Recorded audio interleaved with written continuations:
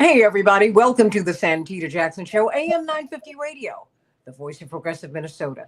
It's a joy to be with you today. Can you believe we're a little more than a week into the first week of the year? And we are just days away from the inauguration of the Trump presidency. Who would have thought we'd be here in 2025? Well, we are. So, what does all of this mean, everybody? And boy, President elect Trump, has not even gotten into office, and he's already kicking up a fuss, a brouhaha. But is he really? Maybe it's his style. I don't know, but I want to talk with Dr. David Gibbs about it and um, and see what he thinks. And let's talk about manifest destiny. Let's talk about imperialism. Let's talk about the Gulf of Mexico, or will it be the Gulf of America, or will it be the Gulf of the Americas? Because every country in the hemisphere is American. Think about that, everybody. I don't think that's what he means, though. What about the Panama Canal? Ironically enough, this was a a transfer that President Carter, who is on his way to glory. His state funeral was today. He will now have his church homegoing in Plains, Georgia. Uh, and many people, we can't remember, but back in the day, some people felt that he had ceded too much territory. We got to talk about that. And then, of course, Greenland. Why do we want Greenland? But then why did we want Alaska? I said, and as we welcome attorney Mark Fancher to the show, I need to talk about manifest destiny, imperialism, and what President Trump is doing. What is he pushing? And not just what is he pushing, but what are the oligarchs? What is America pushing now? What are they pushing for? As we begin this discussion, let us talk on social media. Shalom, Robert. Shalom. And hey, Bernadette. Hey, Mike. Robert, everybody, please like and share the show. Like and share the show. I'm on Blue Sky at santitajackson.bsky.social. Please meet me over there. More and more of you are meeting me and joining me there. I'm so glad. I'm still on X at Santita J, and the Santita Jackson Show. But you can also reach me on the Santita Jackson Show YouTube channel. Meet us over there. Come on, everybody. And thumbs up, thumbs up, thumbs up. You help us with the algorithm. We had hundreds of you who were tuning in at the same time yesterday. Thank you for that. And so please, thumbs up, thumbs up, thumbs up, thumbs up, like. That helps us with the algorithm, and we need help there. Progressive shows tend to have our algorithm suppressed. We'll see if that's going to change with these new rules that Meta will have. I don't know what these folks are doing, but we're going to roll with it. And of course, I am on Facebook, the Santita Jackson and Friends page. That is the page where I can get friends. Please, please, please go there. And the Reverend Jesse Jackson Senior page, I'm streaming there as well. So we've gotten that taken care of. Let's get to it. Let's talk about the Gulf of America. Well, yes, let's talk about Panama, the Panama Canal. Uh, President Trump said if he has to use military force, yes, I'll do it because it's mine. It's mine, all mine. And the people of Panama have something else to say about that. And then Greenland. Well, the people of Denmark are wondering what is going on because they control that territory. It's a little bit of a ways from them, but you know, I guess this is the ways of the powerful folk. So let's get right to it. Of course, we got attorney Mark Fancher, brilliant civil libertarian and civil rights lawyer, and he is also the author. And we have another author with us, The Revolt of the Rich. Go to Amazon. Uh, we've had a revolt of the rich as we are watching uh, the oligarchs push back against so many of the gains. You've got another book in you, attorney Mark Fancher, The Friends of Negroes Village. No, you got to talk about some other friends because there's a lot going on here. I'm just trying to make some sense of it. But maybe um, as we look at the possibilities, we're hearing the terms manifest destiny and imperialism bandied about. And Before we get into all of that, or as we do, let me start with you, Dr. Gibbs. This is quite a moment. Before President Trump has even been sworn in, he's talking about making some pretty major moves. Some pretty, it's pretty, and pretty aggressive, pretty aggressive. And so you tell me, what do you see?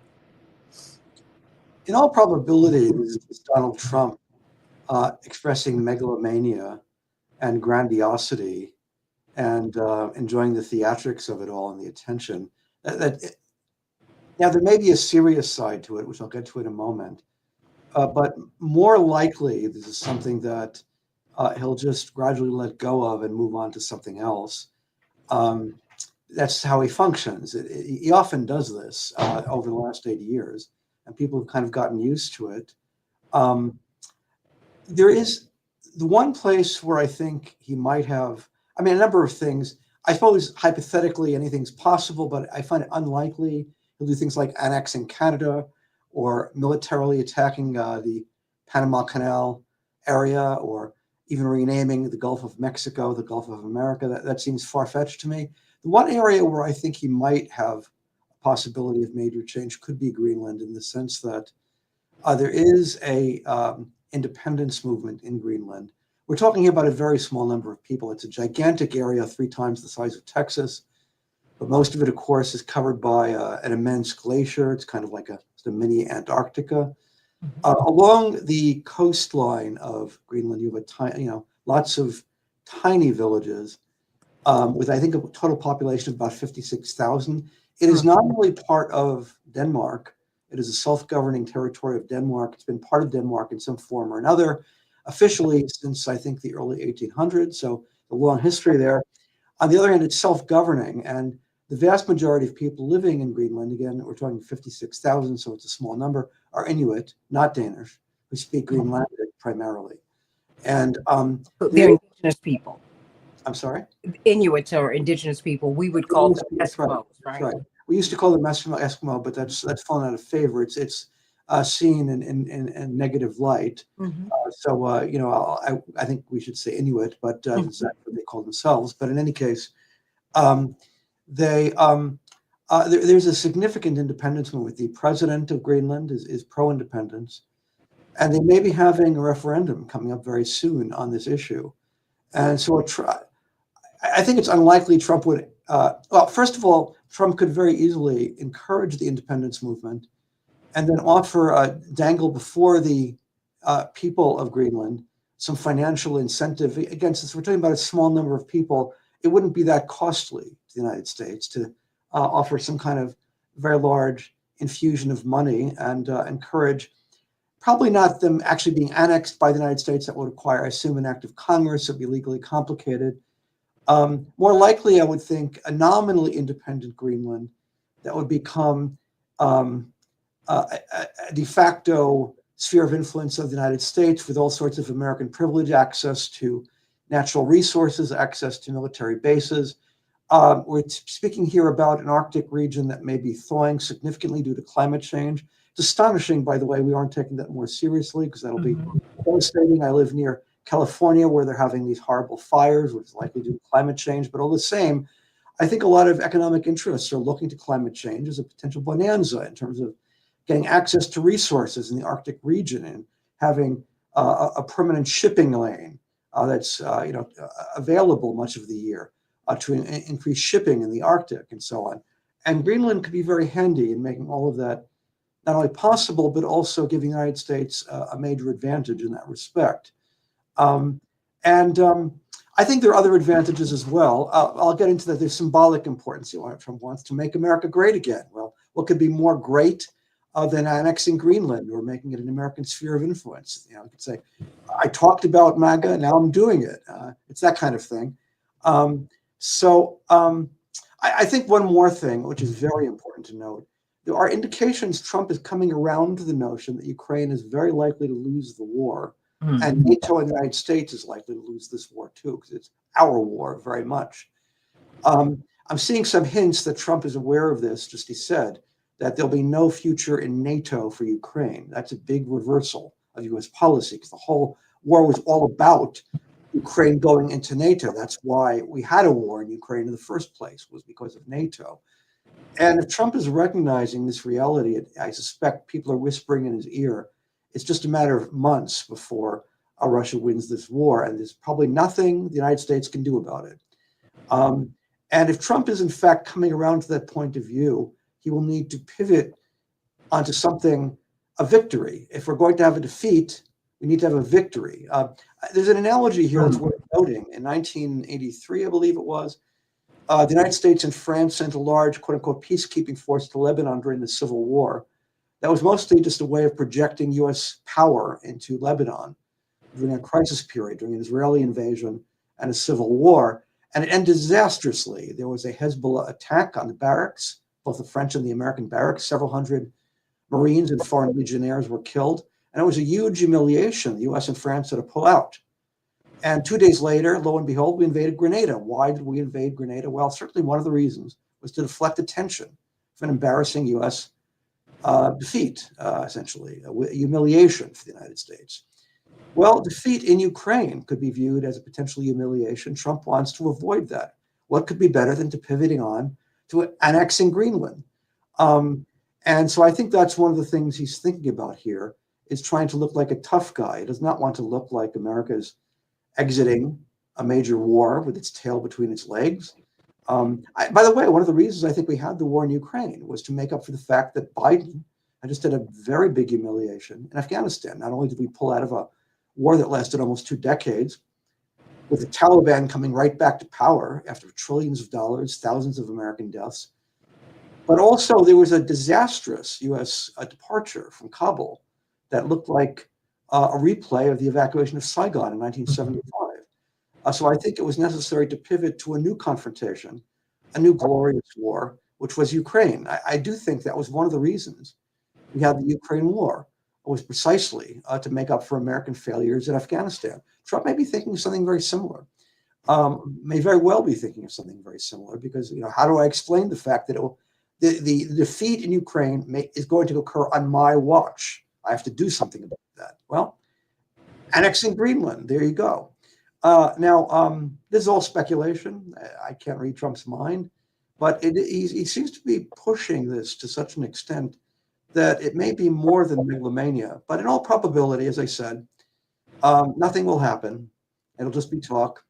And that's the way it's going to be. Nevertheless, I do think the rhetoric we're getting here suggests that America, Trump may be thinking of, at least thinking and trying to use the rhetoric of recasting American power away from dominating the globe, which has been the American vision to some extent since 1945, and certainly since the end of the Cold War, to becoming a regional power, dominating through force and bullying and intimidation North America and perhaps the Western Hemisphere, but not the globe anymore.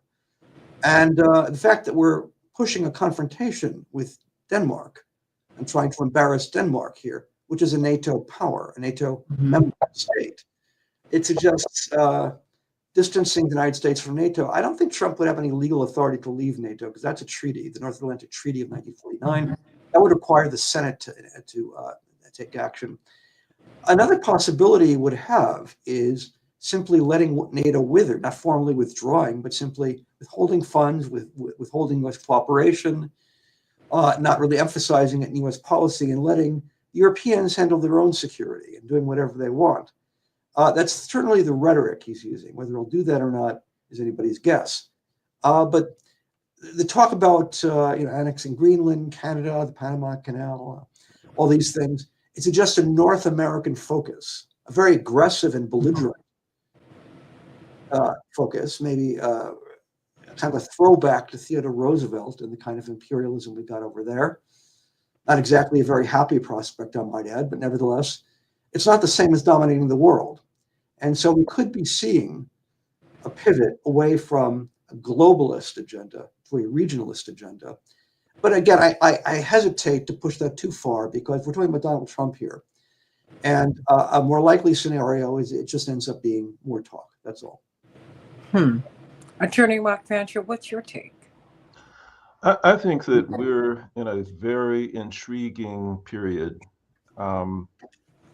first of all, I have said for a very long time that I never believed that either Joe Biden or Donald Trump were acceptable to the oligarchy for various reasons.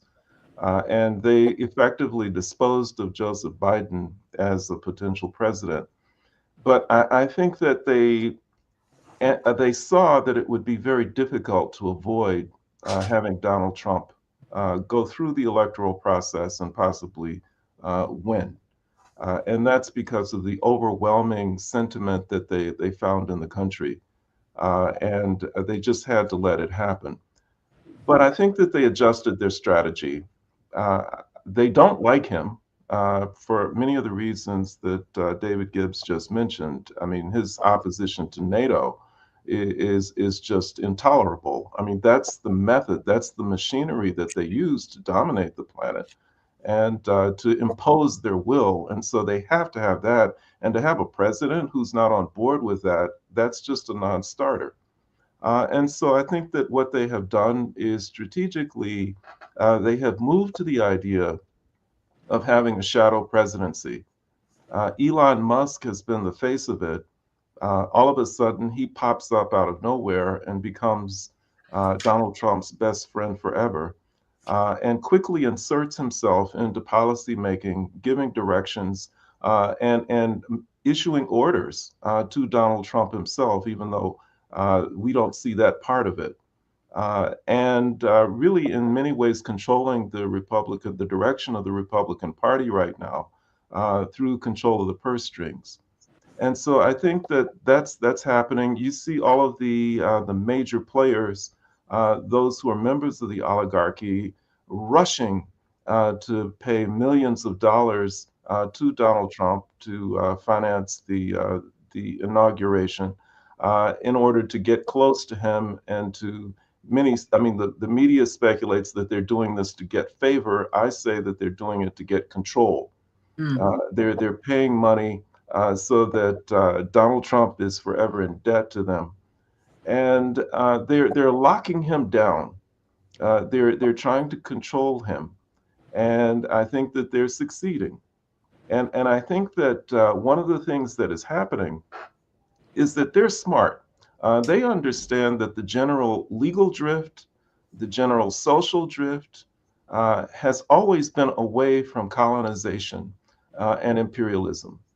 International law has developed in such a way that it becomes pretty much impossible now to legally go in and do what was done routinely in years past in terms of annexing territory, invading places and settling colonies, installing settler populations and all of that kind of thing. When that's done now, it's done outside of the law. It's done in conflict with the general international sentiment about what's acceptable and what's not. And I can very well imagine that as Donald Trump is sitting in these parlors with these representatives of the powers that be, the oligarchy, the major corporations, those who are part of the military industrial complex, that he listens to them talk about how wonderful it would be to counter Russian and Chinese influence in a number of different ways. He has heard them talk about the fact that China is gaining undue influence in Panama and in that region, and that it would just be great if somehow the US could displace them. He's probably heard them talk about the fact that it would be great to have a place like Greenland as a launching pad for an attack on Russia, so that they would be able to get control and influence and eventually dominate and take over Russia. I think he hears those things, and whether they're telling him directly that he needs to do it because of uh, his feelings of inferiority, his insecurity, I think that he possibly is inclined to show what a big man he is by saying that these guys, these big shots, these people that I admire so much, sit around talking about how wonderful it would be to go in and to reclaim the Panama Canal, or to reclaim or to annex Greenland. or even Canada, which would give them even more control and access to Russia, I'm going to do it. I'm going to show them how special I am. And so it becomes, his way of competing in the testosterone war, and showing just how big he is. On some level, to the extent that he's communicating that to the powers that be, to the oligarchy, they may be quietly quite satisfied and happy that he's doing it. Because if any president is going to go out and to risk major international law violations, who's willing to go out there and risk the esteem of the esteem in which he's held throughout the world. Donald Trump is the guy. He's got nothing to lose. I mean, his image is already down through the floor into the toilet and into the sewer as far as the world is concerned. And if anybody's going to go out there and wage an illegal war of occupation, this is the man who can do it. And as he does it, even though he's hoisted upon his own petard politically, even though the world frowns at him, the corporations, the oligarchy sneak in right behind him, establish control of a kind that they could never control, they could never establish otherwise. They reassert their influence and pursue an imperialist agenda that they could never pursue but for a character of this kind. And if that's what they're thinking, it is evil genius. It is the sort of thing that we would make movies about. But in the age in which we're living, with the personalities that we're dealing with, I think anything is possible. And as implausible as a lot of that might sound, I think given who we're dealing with, it's very possible. But I think it goes back to your assertion just a couple of days ago that, you said, well, perhaps my prognostication about neither Trump nor Biden being on the ticket was maybe it was a little off, but then I had to go back and think, well, they let Trump in, but he had to have a babysitter. He had to have a minder. Because I think the quiet part is now being said out loud, Attorney Fancher and Dr. Gibbs. The presidency is not about one person. It is an office. And a lot of people and constructs come with it. Corporations come with it. I mean, hey, I've been in the room when the president gets quiet, when certain people enter, and you go, oh, okay. Because these people, there are some people who really do control things. They have so much power.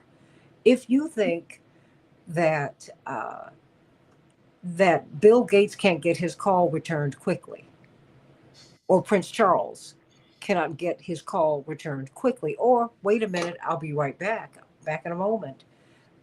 I think we're deluding ourselves. And that's not new, and it's not unique to Trump. But I think Attorney Fancher makes a great point, Dr. Gibbs, that he's such an outsized figure that you can do all manner of absurdities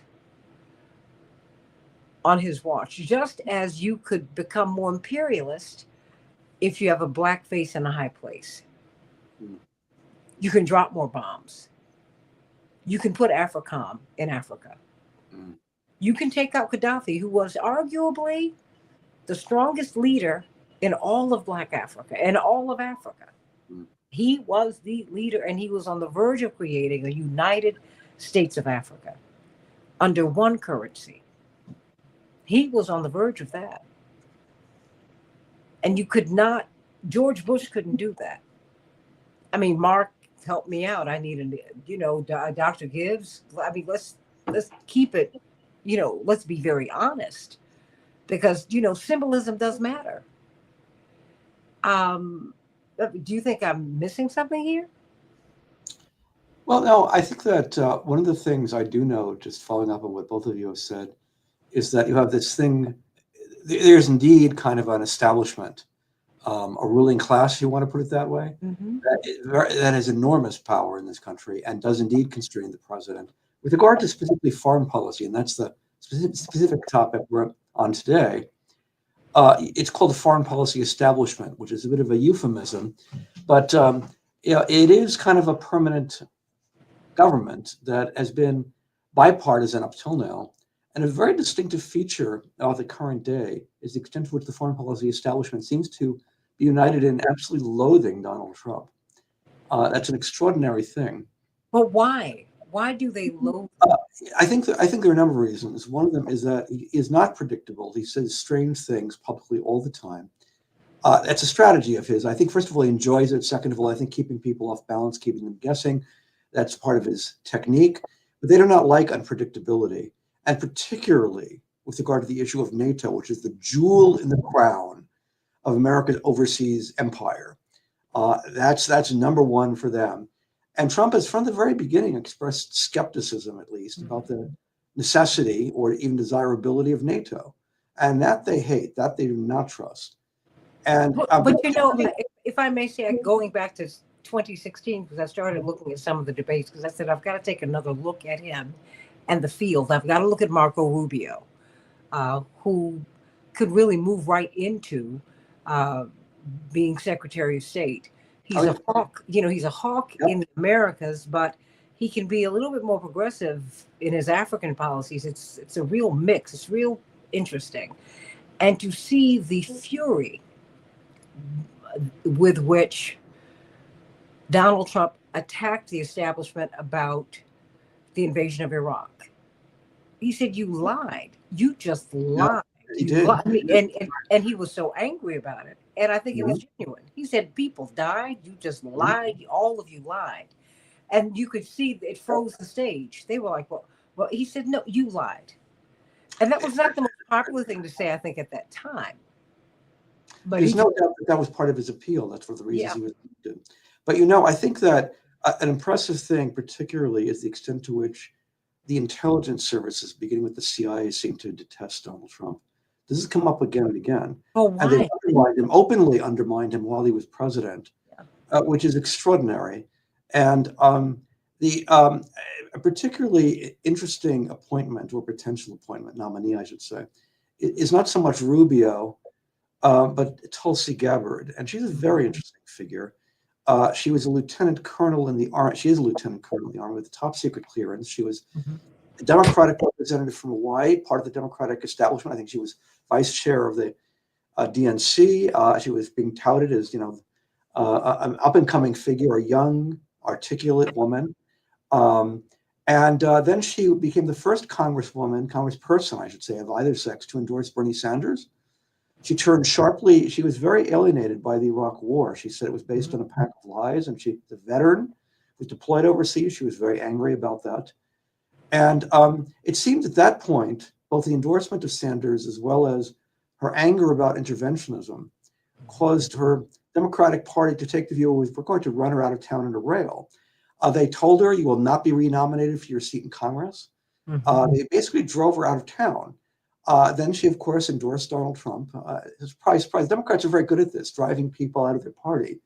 They don't just tolerate dissent, certainly not on certain things like this. And I think they wanted to do that to Bernie Sanders, but he was too popular.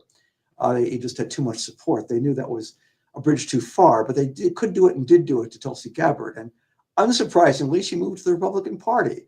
And now she's Trump's nominee for National Intelligence Director.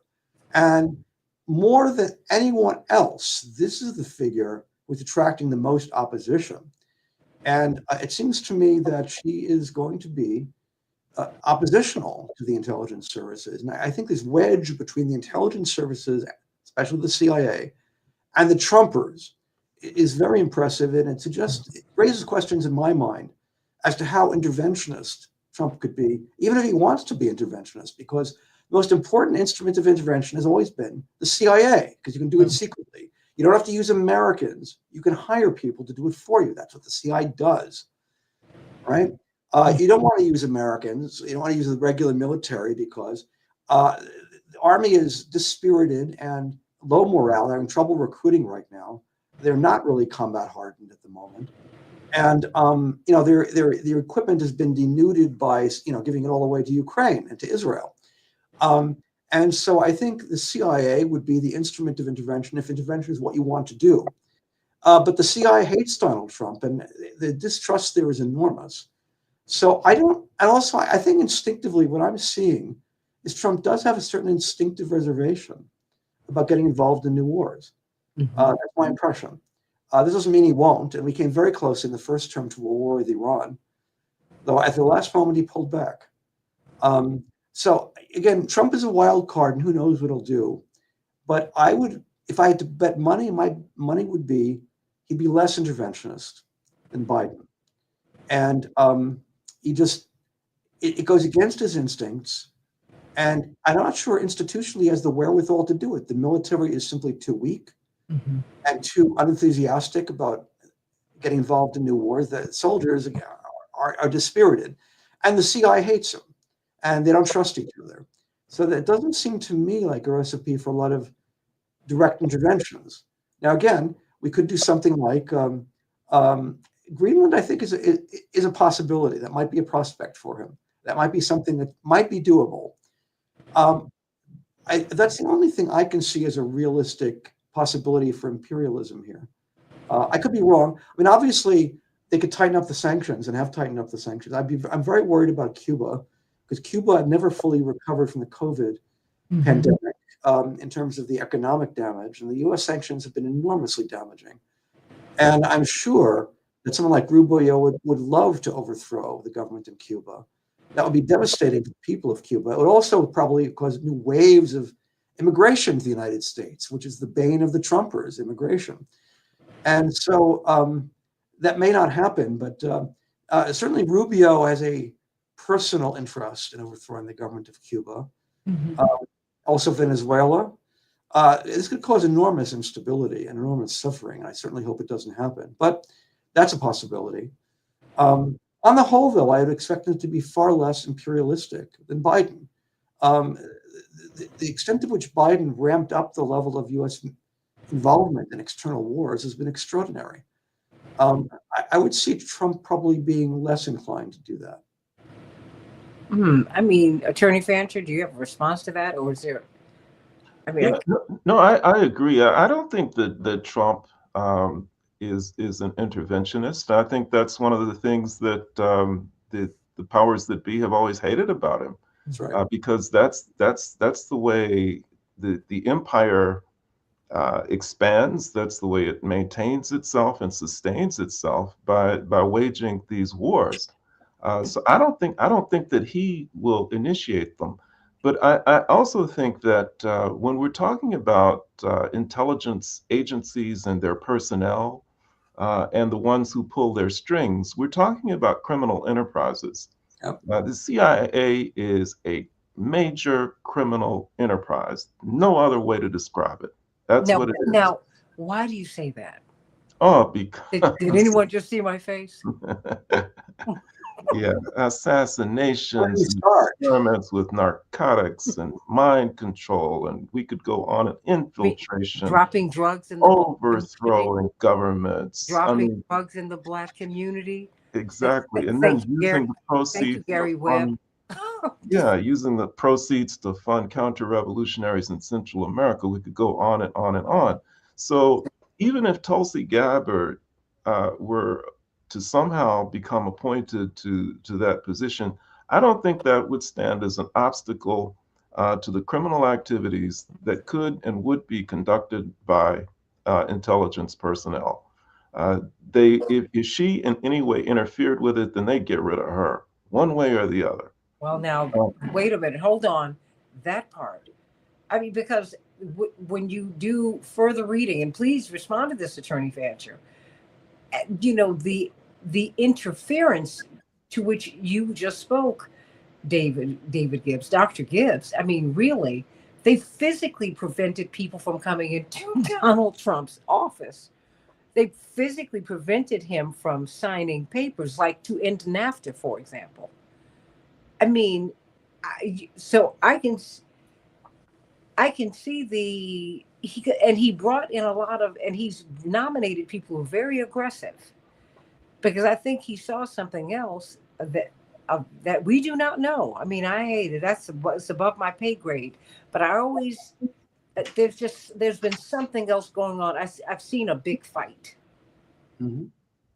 Well, one of the things I'm going to have to go in a moment, but I do know that I was always very wondering about the whole controversy regarding his indictment, the Department of Justice indictment of Trump for withholding documents, that he famously had piles of documents at Mar-a-Lago. In the first place, let me say that there have been many cases of former government officials taking documents home. Kissinger brought most of his documents and put it in the Rockefeller estate in Pocantico Hills. Nobody talked about indicting him. It's not that unusual. I don't know why people made such a fuss over it. The big question in my mind is what was in those documents? And my assumption is he had a lot of damaging material on various people and possibly on the intelligence services themselves, which is why they made such a big deal about it. Until I know what's in those documents, and nobody knows, nobody publicly knows what's in those documents, I don't think we can fully assess what that whole controversy and that indictment was really about. But it could suggest, it could be part of the general sort of Cold War, if you want to put it this way, you want to use that in a provocative term, that went on and on between the intelligence services and Trump, which was throughout his first term in office and seems to still be continuing. And there's extreme distrust that's there. I should add one more thing. He promised in his first term to declassify fully all the documents about the Kennedy assassination. Not act on that. And one wonders why, and what kind of pressure he was put under to not act on that. You heard what Judge Napolitano said. No, I don't. No, what did he say? Judge Napolitano, who to disclose, I met him when I was at Fox, and I was very impressed with him. I like his show. Yeah, the podcast, great. I like his show, and I like the questions that he asks. I don't have to agree with you all the time. But he makes me think, and he makes me go and look at different issues.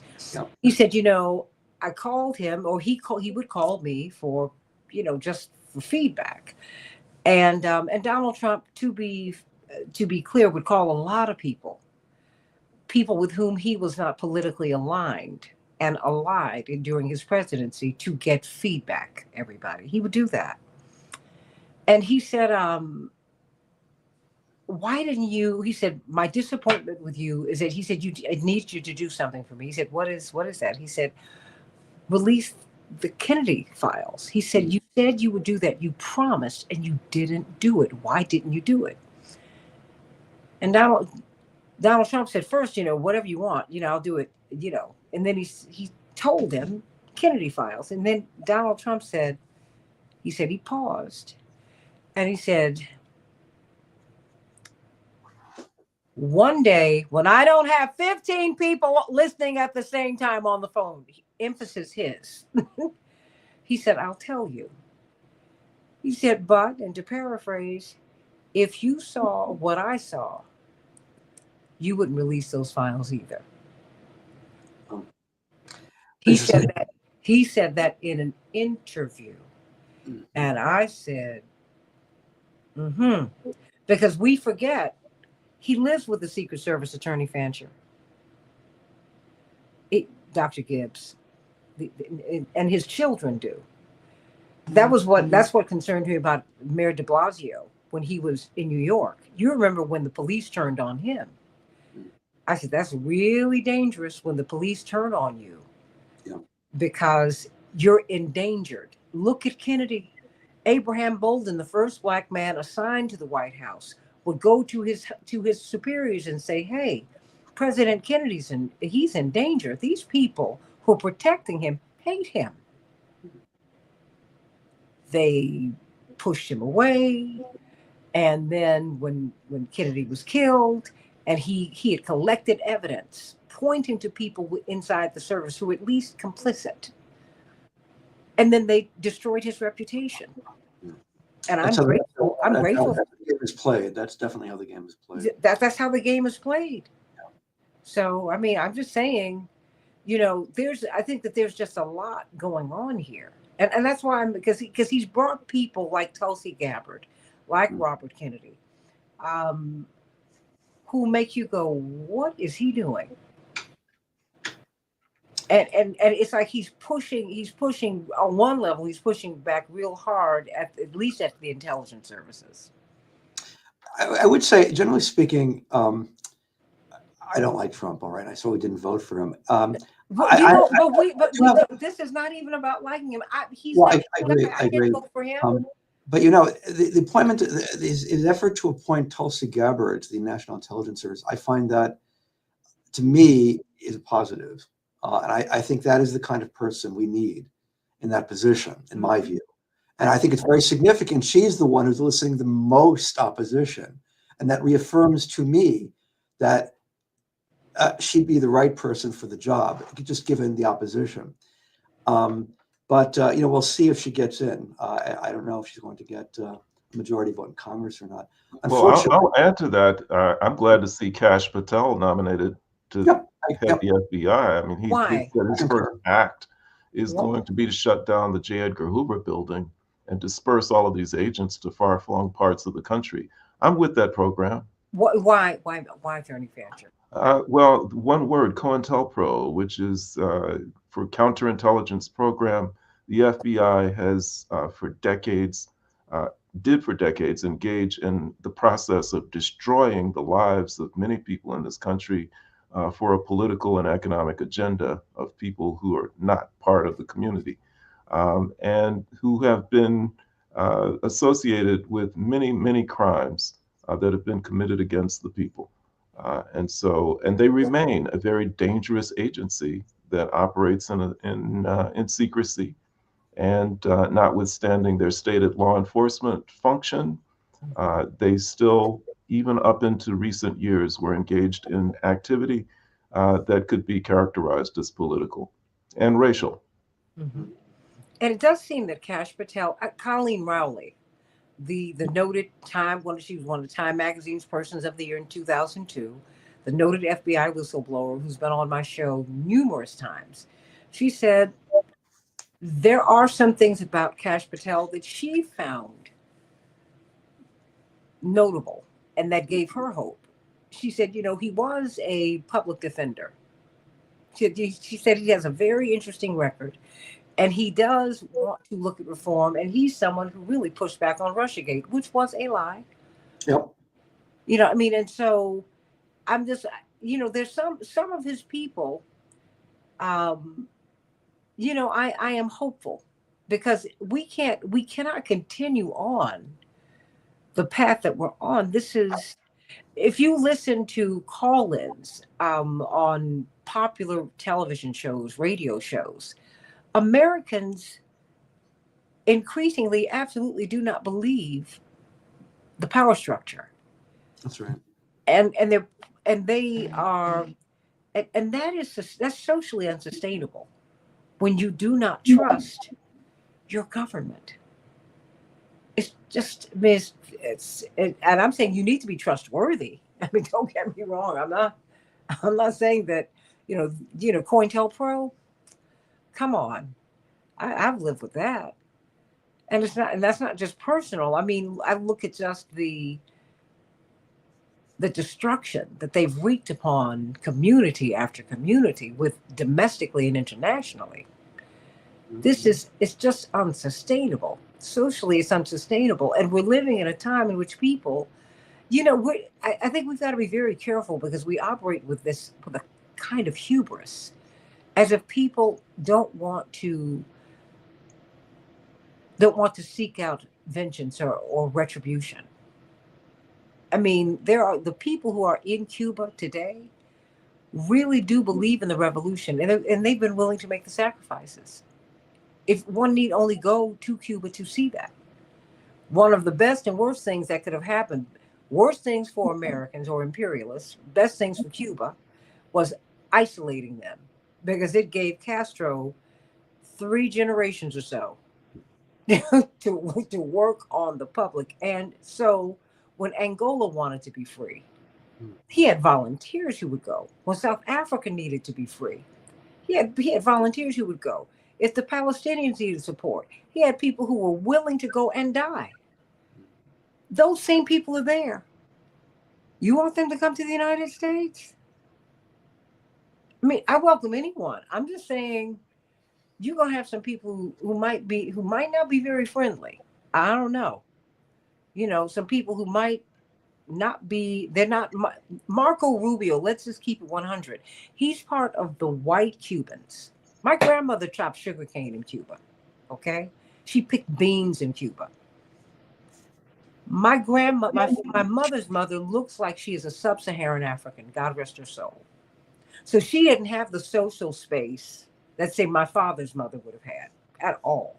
My father's mother could have gone right on down the street, and she would have had another kind of life. My mother's mother did not have that social space. And she said of Cuba then, she said we were little more than slaves there. She never talked about her background, Mark. Dr. Gibbs, she never did that. It was too painful for her. She was orphaned at 11. It was on a boat at 12, going, I mean, by herself going to work to eat. And so I'm saying, you know, I mean, and I'm watching. I mean, now you have Canadian MPs who are saying, well, you know, we'll annex some states in the United States, and there's some states in the United States who said, you know what, we don't want to be part of the United States anymore. I mean, there's just a lot going on. I don't know if we're paying attention. I mean, Mark, what do you think? I mean, there's just a lot going on. You know, it doesn't. I'm not despairing. I'm just looking and trying to figure it all out. And I think it's all wonderful. I think that for those of us who really understand what America is all about, we don't have an intelligent investment in the United States remaining stable and secure. The more turmoil, the more upheaval there is, the better. Because the enterprise itself is one that has a corrupt objective. The mechanics and the infrastructure are corrupt. The personalities who run it are corrupt. And the more that they can be destabilized, the better. And on you know, giving the people of the U.S. the benefit of the doubt, maybe on some level they know that instinctively, and they saw that in Donald Trump as someone who would come in and disrupt a situation that on some level they knew was problematic. And while I think that there's more than a healthy dose of racism that was driving most of the people who were doing this, and a heavy dose of fear that was driving many of them, I think they also were victims of the impact of putting all of your resources and energy into controlling and dominating the planet while not taking care of home. And so the basic needs of the people in the U.S. Have not been satisfied for a very long time, and they've been neglected and ignored, and you know, that has been the cost of trying to expand and trying to control the planet. And I think the worst part of it, and I think even Donald Trump recognizes this, is that the method that has been used by the empire to try and engage in imperialist practices has been dumb. I mean, if you want to control the planet, you know, using force, military might, and intervention may have been effective some decades ago, but it doesn't work anymore. If you want to be effective in extending your influence and projecting it around the world, then you do it by trying to win the hearts and the minds and the souls of the people that you're trying to dominate. I don't know what China's ultimate motives are, but they're doing it the right way. I don't know that those are laudable motives that they have. I don't know what they ultimately hope to accomplish. But when they go into other countries, they don't do it with guns blazing. They go in with offers to build infrastructure. They go in with offers to help to meet the basic needs of the countries that they're going into. They go into those countries with a frank and honest expression of their interest in sharing the resources that a country might possess, and offering a fair price for it, a good deal for it. And when you do that, when you treat people with respect, then you get it back. And it's very hard to win those people over, or win them away from someone who's treated them with respect. And the U.S. is still stuck, Mhm. in the era, of ugly Yankee imperialism, where they go in and they shoot their way into control of various territories, and they threaten to smack down anybody who counters them. It just doesn't work anymore, and that's where the U.S. empire still is stuck. That's where its money still goes, and people don't like it. They really don't. Dr. Gibbs, before you go? Yeah, the way I would see it is, building on what Mark just said, is that Donald Trump represented a number of things in terms of people who voted for him and why he became popular, why he was reelected. One of those things, not the only one, was people are fatigued with the costs of empire. They Empire's never really been that popular with the public. Periodically, I think they whipped into a frenzy by war scares. Most recently, I think the worst scare that really whipped them into a frenzy was the war on terror, the 9/11 terrorist attacks. I think very much frightened people, and just up to a point, legitimately frightened people, but all the same, was used as a pretext for two major wars that were catastrophic. And I think everybody figured out they were catastrophic. And a lot of people, like Tulsi Gabbard, but many, many, many others, realized they'd been lied to and at great cost to them.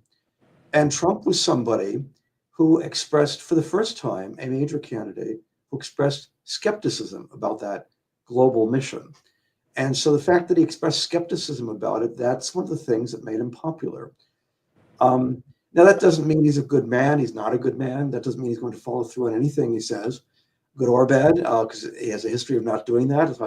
But nevertheless, I think if one wants to understand his popularity, part of it is that he seems to be at least inching away from the strategy of global empire to, at least in his rhetoric, his recent rhetoric, regional empire, which for a lot of people doesn't sound quite as expensive or quite as much a drain on the public purse. And I think that's to some extent what he's doing, at least rhetorically. Perhaps we'll act on it, we'll see. But there's no doubt there's an element in Trump of somebody who's a disruptor, and that's exactly what the public wants, is a disruptor, because they're so dissatisfied with the existing establishment. And the establishment has nobody to blame but themselves for that failure. Anyway, I do have to go. And so it was nice being on with both of you. And have a good day. Bye-bye. Blessings to you. Of course, his book is The Revolt of the Rich. Go to Amazon, pick it up right now. And your attorney, Mark Fancher, why don't you close us out? Because I think that there is a pushback against imperialism, and I think that President-elect Trump is a disruptor. But I can't help but think of Jimmy Carter as a bit of a disruptor too, as he has been as his body is being laid to rest today. Um, didn't have to agree with him all the time, but I think that the further away he got from the presidency, there were things that I agreed with him more and more. The free and fair elections that he sought to ensure going across the country. His he continued to strive for peace in the Middle East, and he fought for um, Israeli security, but he did something that the American establishment does not do. He sought to give the Palestinians a voice, and he understood their pain and the injustices wrought upon them. So, I mean, you tell me. I mean, where do you see? I mean, just step back. Mind you, we can always alter these things as we go along. I mean, what do you see? The Gulf of America, Panama Canal, Greenland. I'm exhausted already.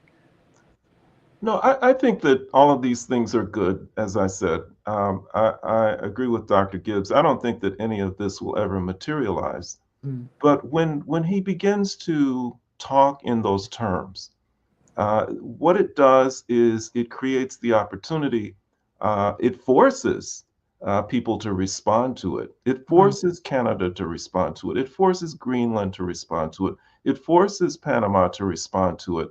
And as they respond with intelligent responses, well-reasoned responses, it helps the public, it helps people to recognize the absurdity of the idea of empire, of imperialism, of saying that we have the right to go and extend and expand into the territories of other people. And it's good that the targets, at least in two of the three cases, are white targets, Greenland and Canada, because it makes it easier for people to identify with that. They begin to understand, hey, you can't go in and just take somebody's territory. You just can't go in and take somebody's country. They can't identify it with it as easily when you say that you're going into Africa or when you're going into the Caribbean. Oh, well, those are territories occupied by brown and black people. Of course, they should be taken over. But if they can see the absurdity of it, if they can look past the race, the racial aspect of it, and see the absurdity of the idea of taking over someone else's territory, then maybe they will be able to recognize the absurdity of it, the injustice of it, the immorality of it when they go into other parts of the world and they start doing that. And it continues to solidify and reaffirm what I think is a growing understanding and a growing sentiment about the idea of settler colonialism, imperialism. And there's so much of that working now in a good way. So many more people now recognize the injustice of what's happening in Palestine. And real intelligent thoughts are being formed, intelligent conversations are happening, intelligent discussions. They understand it. And increasingly, we need to talk more about what's happening in Haiti and in Africa and why something like AFRICOM exists. And the fact that it's so devious, the fact that even the imperialists know that they can't send US troops into Africa to try and take over and to militarize the African continent. Uh, and they have to do it by having US military personnel lurk in the shadows, and that they use them to direct African armies to carry out US missions. It's very devious, but the objective is the same, even though it's done through the use of proxy forces. So all of these things are worth looking at and analyzing. And I think that the more people understand it, the higher the level of consciousness, the more difficult it becomes for imperialism to sustain itself. And in the end, that can only be a good thing. Amen to that. The Santita Jackson Show. Attorney Mark Fancher, The Friends of Negro Village. You've got to get that book. You must Well, get actually it. it's the Negroes The of Negroes of. there we Thank you. go. Thank you. I should. It's right over. That's right. I have to go off camera to get it. I personally bought 5 copies and sent them to people. So just so that you know. So I had to Thank you. do that. No. Thank you is necessary.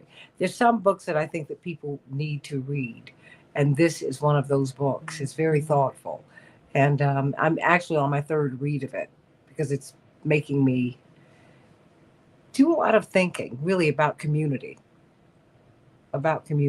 because that's something that we have got to recapture. We've got to recapture the village. We must. Everybody, we're going to be talking about Dwight Howard. Yeah, that Dwight Howard, the player who really ought to be going to the Hall of Fame. He certainly has the numbers. Well, he posted a tweet some years ago. I don't know if you know about this, Attorney Fancher. Free Palestine. And he said within 10 minutes, he got a call from the NBA commissioner, his agents, the people who run his foundation, and others telling him to take it down. What does that mean, everybody? Yeah. So get on over to the next hour of the Santita Jackson Show. Let's talk about it. He's talking about it now. This happened in 2014, but he was on a podcast, and people are beginning to ask a lot of questions about it. Maybe it's now a time the conversation, now it's time for it. A conversation whose time has come. Back with more of the Santita Jackson Show. Here on AM 950 Radio, the voice of progressive Minnesota. Back in a minute. Attorney